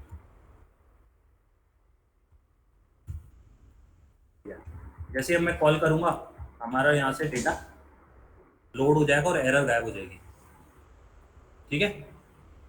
ठीक है, अब ये तो हो गया हमारा इंडेक्स, ये मैंने सेम कंपोनेंट पे कॉल किया। बट आपने एक चीज नोटिस करी ना, मैं यहाँ पे ना डिफॉल्ट लगा रहा हूँ, ठीक है। मुझे डिफॉल्ट नहीं लगाना, डिफॉल्ट क्यों कॉल करना है, ठीक है, डिफॉल्ट मुझे कॉल ही नहीं करना।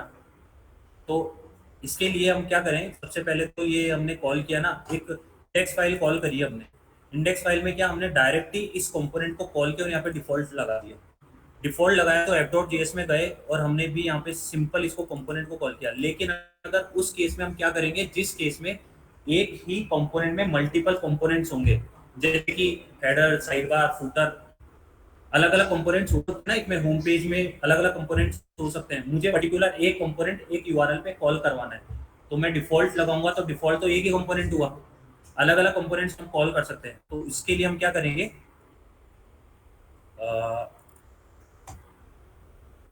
एसआरसी पे गए, होम पे गए। अब होम पे मैंने इंडेक्स कॉल कर दिया, मैं काम करता हूँ उसको रीनेम कर देता हूँ। यहाँ पे रीनेम पे मैं कर देता हूँ उसको होम डॉट जेएसएक्स, ठीक है।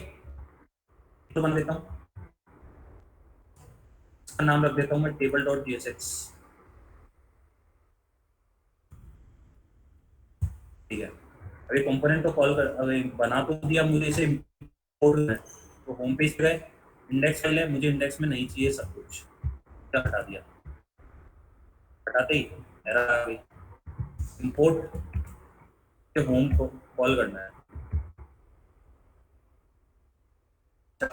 ये मैंने होम, एक मिनट, ये मैंने होम किया है,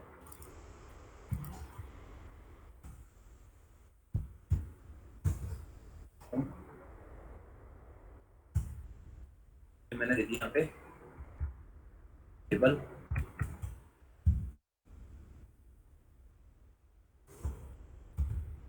ठीक है। टेबल को हम डॉट जेएसएक्स लगाओ या कुछ मत लगाओ, अपनी मर्जी है, ठीक है। होमो टेबल। अब मैं यहाँ से ना इसको एक्सपोर्ट करता हूँ, मल्टीपल कंपोनेंट है, multiple export. First component default होगा, लेकिन अगर मुझे मल्टीपल कंपोनेंट्स को एक्सपोर्ट करना है तो उसके लिए मुझे डिफॉल्ट नहीं लगाना आगे से। एक कंपोनेंट, हर सिंगल कंपोनेंट तो डिफॉल्ट से एक्सपोर्ट होगा, लेकिन अगर हम उसको मल्टीपल कंपोनेंट्स में लेके जाएंगे तो वहाँ पे डिफॉल्ट लगाने की नीड नहीं है। वहाँ पे सिंपल होम कॉमा टेबल, ये मैंने ऐसे इंपोर्ट किया, ठीक है। अब एरर आ रही है, export default import age home was not found. ये बोल रहा है कि आपने ना होम को एक्सपोर्ट, डिफॉल्ट एक्सपोर्ट किया है। अब हम ऐप डॉट जेएसएस पे चलते हैं, और ये मैंने होम इंपोर्ट किया है, तो मैं यहाँ पे कर्ली ब्रेसेस लगा दूंगा, ठीक है।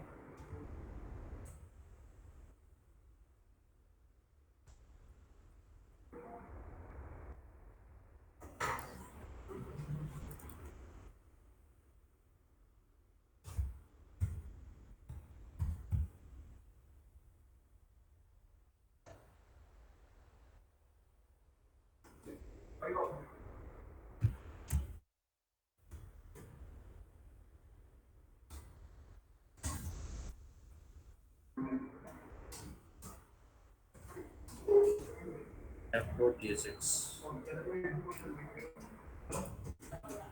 होम किया हमने,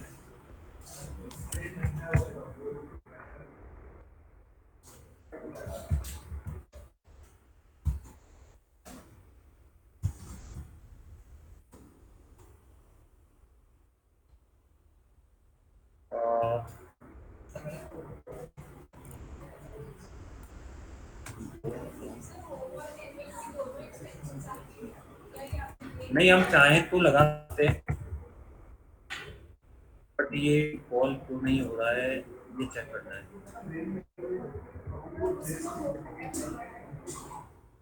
नहीं मैंने होम, होम पे नहीं नहीं नहीं, होम पे क्या मैंने होम पे इंडेक्स फाइल को कॉल किया, मैंने home home home component call किया, लेकिन इसने क्या किया, सबसे पहले इंडेक्स फाइल को कॉल किया। तो ये मैंने होम डॉट जेएस, एक मिनट एक काम करते हैं, डॉट जेएसएक्स लगा के देखते हैं।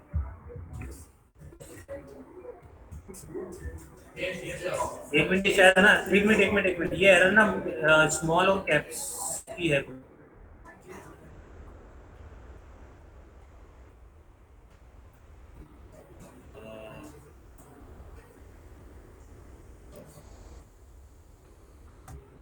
नहीं कैपिटल है, लेकिन मैंने यहाँ पे होम मेथड तक तो वो दिया ना। अरे यार सॉरी, फाइल का रीनेम, मतलब फाइल गलत हो गई, ठीक है। हाँ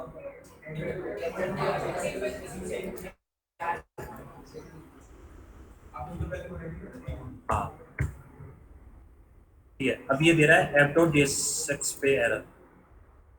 अब ये एरर क्यों दे रहा है? क्योंकि हमने इंपोर्ट किया होम को इंडेक्स पे और ये मैंने यहाँ से हटा दिया। ठीक है, अब मल्टीपल मुझे कंपोनेंट कॉल करना है। मुझे होम के साथ अगर मुझे अबाउट भी टेबल कॉल करना है, तो सबसे पहले टेबल कॉल करने के लिए मैं यहाँ क्या करूँगा, इंपोर्ट टेबल, ये टेबल कॉल किया, कॉमा लगाया, टेबल। ठीक है सर, यहाँ से आप टेबल इंपोर्ट कर सकते हो।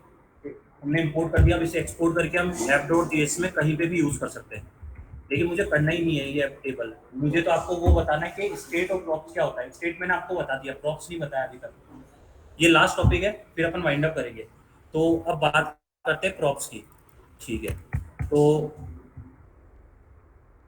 ये टेबल आ गई, टेबल वाला कंपोनेंट है। और सबसे पहले हम बात करते हैं होम की। होम के अंदर मेरे पास डेटा पड़ा है ऑलरेडी, जो गेट डेटा में पड़ा है, लेकिन अब मैं क्या कर रहा हूँ, मुझे कॉल करना है यहाँ पे टेबल कंपोनेंट, टेबल। ठीक है, कॉल किया तो दो कंपोनेंट कॉल हो गए। ठीक है, बट मुझे क्या करना है, टेबल कंपोनेंट में जाना। टेबल कंपोनेंट में पहली चीज तो मुझे लेआउटिंग सेट नहीं करनी है। लेआउट सेट क्यों नहीं करनी है? क्योंकि ये एक चाइल्ड कंपोनेंट है। पेरेंट कंपोनेंट हमारा ऑलरेडी होम बना रखा है हमने, तो इसकी मुझे कहीं कहीं पे नीड नहीं है। ये मैंने इसको हटा दिया, एरर आ रही है। ठीक है, अब कॉल करते हैं होम पे। एपीआई कॉल होगी जब होगी, जब तक हम यहाँ पे सेटअप कर लेते हैं। हमें क्या करना है, होम पे हमारे पास डेटा है, मुझे यहाँ पे पास करना है डेटा इक्वल्स टू और गेट डेटा। ठीक है, ये मैंने गेट डेटा पास कर दिया। अब मैं टेबल कंपोनेंट में जाऊँगा। टेबल कंपोनेंट में यहाँ पे मुझे क्या मिलेगा, यहाँ से होम पे मैंने यहाँ क्या सेट किया, डेटा। तो मुझे टेबल पे अब डेटा मिलेगा, डेटा। और ये यूज इफेक्ट मुझे हटाना है, मेरे को इसकी यूज इफेक्ट की नीड ही नहीं है, वो भी मुझे नहीं चाहिए। अभी एरर तो दे जाएगा, कोई बात नहीं, एरर दे रहा ना, हम इसे कमेंट कर लेते हैं, console.log डेटा। ये हमारे पास डेटा आ गया table.jsx पे।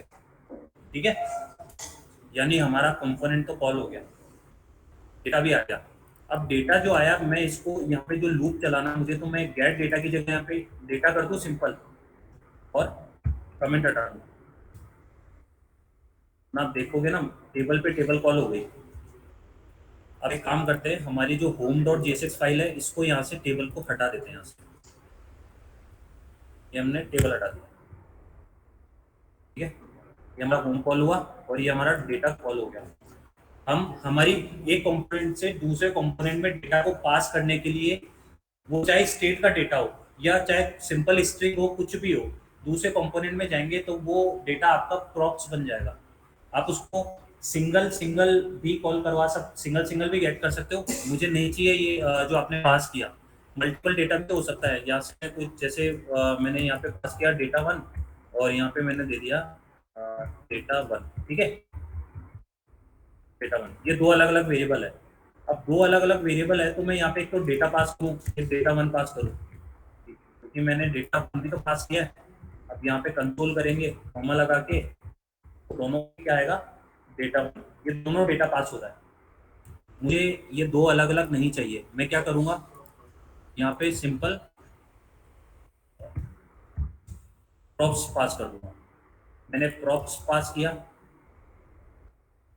कंसोल लगाया,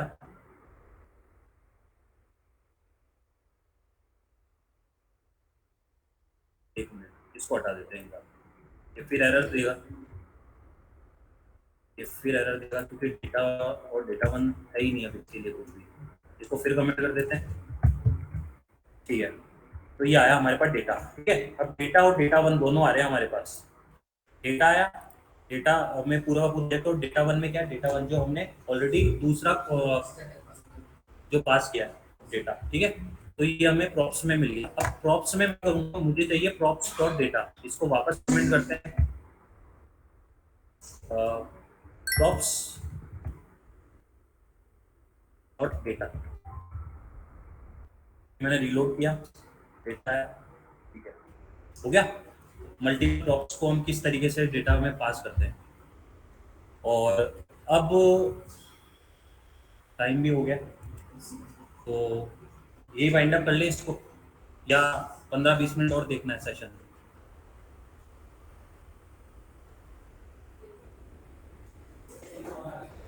नेक्स्ट करें, ठीक है। तो अपन ना ठीक है, मैं आपको ना नेक्स्ट बता देता हूँ। पहली चीज तो कि नेक्स्ट में हम जो नेक्स्ट सेशन करेंगे ना, उसमें एडवांस लेवल पे चलेंगे। हमने यूज कंटेक्स्ट के बारे में सुना होगा नेट पे, रिडक्स के बारे में सुना होगा, वो हम नेक्स्ट सेशन में देखेंगे कैसे हम रिडक्स में हम एक स्टोर बना के उसको कॉल करते हैं, या कैसे हम डेटा को सेंट्रलाइज जगह पे स्टोर करके पूरी एप्लीकेशन पे हम उसको यूज कर सकते हैं, वो देखेंगे, ठीक है। अच्छा, ये तो हो गई ये वाली बात।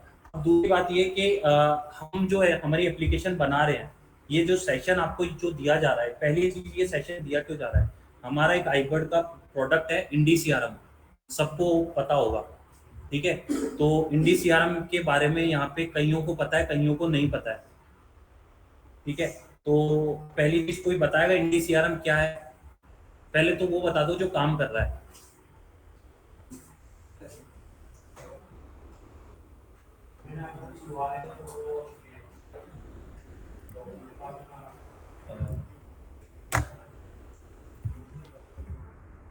ठीक है, मैं बता देता हूँ इंडी सीआरएम वैसे है क्या चीज। आईबर्ड का प्रोडक्ट है, छोटे छोटे बिजनेसमैन सेल्स फोर्स के लाइसेंस को अफोर्ड नहीं कर सकते, ठीक है। अब सेल्स फोर्स के अब उनके जो लाइसेंस है बहुत महंगे हैं, तो आईबर्ड ने क्या किया, उनकी प्रॉब्लम को सॉल्व करने के लिए एक प्रोडक्ट बनाया इंडी सीआरएम।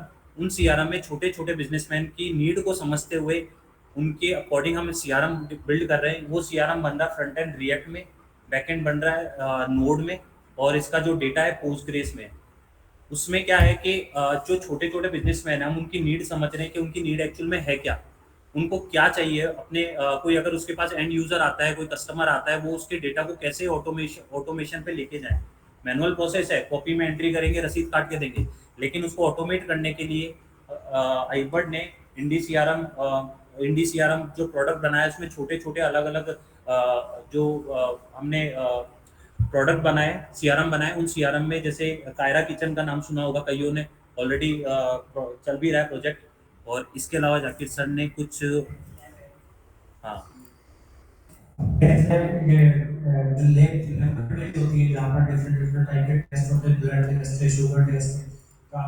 मार्केट में बहुत सारे पेट्स अवेलेबल हैं। तो आईबर्ड जो एक कॉमन रिक्वायरमेंट होती है पेट्स की, उसको कवर करते हुए एक अपना प्रोडक्ट बनाया है केयर के नाम से। और जो हमारा मार्केटिंग डिपार्टमेंट है वो डिफरेंट लैब्स में जाकर वहाँ पर डेमो देता है। तो उस एक ही प्रोडक्ट को सारी लैब जो है वो यूज कर सकती है। जो कॉमन रिक्वायरमेंट है वो सब यहाँ पर ये जो है लीड मैनेजमेंट का है। आपको सेल्सफोर्स में पता है कि लीड मैनेजमेंट आप किस तरह से मेंटेन करते हैं, लेकिन अगर कोई कंपनी सेल्सफोर्स में जाती है लीड मैनेजमेंट का और लेके प्रोडक्ट उससे पड़ता है, फिर क्लियरली लाइसेंस को जो अपग्रेड करना होता है। तो इस देखते हुए आईबर्ड ने लीड मैनेजमेंट का अपना खुद का एक सीआरएम डेवलप किया है, जिससे कॉस्ट जो है वो बहुत कम आ रही है इसकी। एक कंपनी है जो कि किचन सेटअप करती है, कोई नया घर बन रहा है उसको पूरा किचन के अंदर जो रिक्वायरमेंट रहती सारी वो, तो उनकी अपने खुद की काफी रिक्वायरमेंट थी। ब्रांचेस है भी 5 सिटीज के अंदर ब्रांचेस है, उनका काफी बड़ा डिफरेंट प्रोडक्ट्स है। तो उनकी रिक्वायरमेंट को देखते हुए ये प्रोडक्ट कस्टमाइज्ड प्रोडक्ट उनके लिए डेवलप किया गया है। और इसमें जो संदर्भ को बताया था कि हम यहाँ पे कंपोनेंट्स बनाते हैं, क्रिएटर बनाते हैं, ये सारी चीजें यहाँ पर इसमें उनके रिक्वायरमेंट है स्टाफ मैनेजमेंट करके, तो जो स्टाफ है वो स्टाफ की डिटेल मेंटेन करना, उनकी लीव उनकी अटेंडेंस एवरीडे की को मेंटेन करना, फिर उनके जितने उनके डीलर है उन डीलर का पूरा डेटा यहाँ पर मेंटेन करना, प्रोडक्ट्स है कितने प्रोडक्ट है, स्टॉक कमिंग हुआ आउट हुआ, ये सारी इन्वेंटरी मेंटेन करना। इसके साथ ही साथ उनको टाइम टू टाइम अपने डेटाबेस का बैकअप चाहिए, अभी जितने भी हमने सीआरएम डेवलप किए उनका सबका डेटा एडब्ल्यूएस सर्वर के ऊपर मेंटेन कर रहे हैं। तो क्लाइंट को अगर वो अपना डेटाबेस का बैकअप चाहिए तो यहाँ पर एक कंपोनेंट ऐड किया है बॉटम में बैकअप, इस बैकअप के ऊपर क्लिक करके टाइम टू टाइम अपने डेटाबेस का बैकअप भी ले सकता है। तो इसी तरह से जो केयर टेस्ट है, केयर टेस्ट के अंदर जो एक लेबोरेटरी की जो कॉमन रिक्वायरमेंट रहती है वो सभी यहाँ पर ऐड कर दी कि कॉन्टैक्ट के अंदर 3 टाइप के कॉन्टैक्ट यहाँ पर मेंटेन हो रहे हैं, डॉक्टर का डेटा मेंटेन करने वाला, पेशेंट का डेटा और स्टाफ का डेटा। इसके साथ में जो मेरे पास का टेस्ट मास्टर में टेस्ट मास्टर को क्लिक करेंगे तो जितने टेस्ट एक लेबोरेटरी में अवेलेबल रहते हैं वो टेस्ट की सारी डिटेल, टेस्ट का नेम, उसकी कैटेगरी, उसका जो एक्टिव प्राइस है वो, तो उसके बाद एक पेशेंट का टेस्ट के लिए आता है तो उसकी डिटेल यहाँ मेंटेन होगी और उससे जो पेमेंट की डिटेल है वो यहाँ पर पेमेंट में रहेगी। उसके जितने मेडिकल टेस्ट हुए टाइम टू टाइम वो रिपोर्ट्स यहाँ पर मेंटेन रहेगी। इस तरह से वो पर्टिकुलर पेशेंट को डॉक्टर ने जो सब्सक्राइब किया प्रेस्क्रिप्शन लिखा वो ऊपर प्रेस्क्रिप्शन पे ऐड करके यहाँ प्रेस्क्रिप्शन ऐड कर सकते हो पर्टिकुलर पेशेंट का। तो ये सारा जो है वो एक सेल्सफोर्स को कंसीडर करके असल से पूरा ये सीआरएम डेवलप किया है। और इसी तरह से अगर ये मास्टर टेस्ट इस पे क्लिक करो वेबसाइट जहां पे ऑलरेडी मास्टर टेस्ट मास्टर लेकिन सर नीचे मेडिकल टेस्ट हां और अगर उस राइट साइड पर है न्यू मेडिकल टेस्ट यहाँ पे एक कोई भी पेशेंट अगर आता है तो हम उसका कॉन्टैक्ट नंबर एंटर करेंगे, अगर वो डेटाबेस में उसका रिकॉर्ड अवेलेबल है तो वो फेच होकर के आ जाएगा और अगर नहीं है तो यहाँ से हम उसका एक नया कॉन्टैक्ट क्रिएट कर सकते हैं। और राइट साइड में जो ड्रॉप डाउन है इसमें जितने भी मेडिकल टेस्ट अवेलेबल हैं उसकी लिस्ट यहाँ पर डेटाबेस में से डायनामिकली आ जाएगी। तो ये पूरा एक पेशेंट आया वो कौन कौन सा टेस्ट यहाँ पे करवाना चाहता है, उसकी क्या कॉस्टिंग आ रही है, कितना डिस्काउंट हुआ, ऑनलाइन यहाँ पर हम सेलेक्ट करते जाएंगे और करते जाएंगे टेस्ट। तो इस टाइप पे ये सीआरएम डेवलप किया है। अब कोई भी लैब इसको परचेस करती है ये कॉमन प्रोडक्ट है उसके लिए कॉस्टिंग कम आ जाती है। और अगर कोई लैब होती है नहीं हमें ये इतनी चीजें नहीं चाहिए, मुझे कस्टमाइज मेरे रिक्वायरमेंट डिफरेंट है तो उसके लिए फिर सेपरेटली उसको एक प्रोडक्ट डेवलप करके देते तो उसकी कॉस्टिंग थोड़ी ज़्यादा आती है। लेकिन अगर कोई भी इस कॉमन प्लेटफॉर्म पे जाता है तो उसके लिए कॉस्टिंग कम रहती है। उसको जिस चीज़ की रिक्वायरमेंट है वो यूज कर ले और जो रिक्वायरमेंट नहीं है वो उसको अवॉइड कर सकता है। जैसे यहाँ पर हमने डॉक्टर का कमीशन और डॉक्टर्स के ये डिफरेंट पैकेजेस बनते हैं, पैकेज की डिटेल ये सब यहाँ मेंटेन कर रहे हैं। लेकिन कुछ लेबोरेटरीज होती हैं इस तरह से डॉक्टर के कमीशन पर यहाँ पर शो नहीं करती है तो वो यूज नहीं कर रहे इस चीज को। तो अभी 4 पैच लैब के अंदर अपना ये प्रोडक्ट लाइव चल रहा है और एक आईआईटी चल रहा है और साथ साथ होटल मैनेजमेंट का भी सीआरएम बना हुआ है जो एक होटल है वहाँ पर ये सीआरएम चल रहा है। तो टोटल अपने इंडी सीआरएम के अंदर 4 to 5 प्रोडक्ट्स लाइव हैं और अभी अपने पास के अंदर काफी पाइपलाइन में है कुछ और प्रोडक्ट्स। ठीक है वो डिपेंड परचेस वन टाइम और सब्सक्रिप्शन वो डिपेंड करता है क्लाइंट के ऊपर। कुछ क्लाइंट में वन टाइम परचेस है कुछ subscription. Okay thank you sir. ठीक है तो ये हमारा आईबर्ड का प्रोडक्ट है इंडी सीआरएम। तो हमारे पास एक बेस्ट चांस है हमारी हम सेल्सफोर्स पे भी काम कर रहे हैं बट कई है तो रिएक्ट पे भी काम करने लग गए, स्विच हो मतलब रिएक्ट पे सेल्सफोर्स पे दोनों पे काम कर रहे हैं। बट हमारे पास एक अपॉर्चुनिटी है हमारे प्रोडक्ट पे जो आईबर्ड का जो प्रोडक्ट है इस प्रोडक्ट पे काम करने का। आप आपकी स्किल्स को ग्रो करो और उसके बाद जब लगेगा कि हाँ नहीं आप अपना काम अच्छा बेटर कर रहे हो तो उसके बाद आईबर्ड आपको चांस भी देगा रिएक्ट पे जो आईबर्ड का पोर्टल है उस पर काम करने का। ठीक है इसी के साथ एक और बड़ा प्रोजेक्ट राजस्थान गवर्नमेंट का वो भी आईबर्ड का जो चल रहा है आरए के नाम से। तो राजस्थान महिला कल्याण मंडल का है उनका काफी बड़ा प्रोजेक्ट है वो। तो इसके शिवांगी की टीम ने उसको पूरा रिएक्ट के अंदर ही कर रहा है। ठीक है अच्छा तो स्टार्टिंग में मैंने एक चीज बताई थी आपको, वाइंड अप कर रहे हैं बस, लेकिन स्टार्टिंग में बात बताई थी रिएक्ट जेएस एक लाइब्रेरी है, बट आपको पता है रिएक्ट जेएस का एक फ्रेमवर्क भी है, एक नहीं है मल्टीपल फ्रेमवर्क्स है। उसमें सबसे पॉपुलर है नेक्स्ट जेएस, ठीक है। अभी तक अपने को पता भी नहीं होगा, कईयों को पता भी होगा नेक्स्ट जेएस के बारे में। तो जैसे ही हम रिएक्ट जेएस पे मतलब एक सेशन लेंगे एडवांस पे, फिर उसके बाद एक सेशन लेंगे नेक्स्ट जेएस पे, जो कि रिएक्ट का ही फ्रेमवर्क है, ठीक है। Okay, thank you.